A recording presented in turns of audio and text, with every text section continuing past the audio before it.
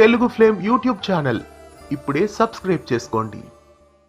G Telugu serials ప్రస్తుతం చక్కటి ఆదరణతో ప్రేక్షకులని ఎంతగానో ఆకట్టుకుంటున్నాయి. జీ తెలుగులో టెలికాస్ట్ అవుతున్న 2 సీరియల్స్ పక్క రాష్ట్రాలలో టెలికాస్ట్ కాబోతున్నాయి.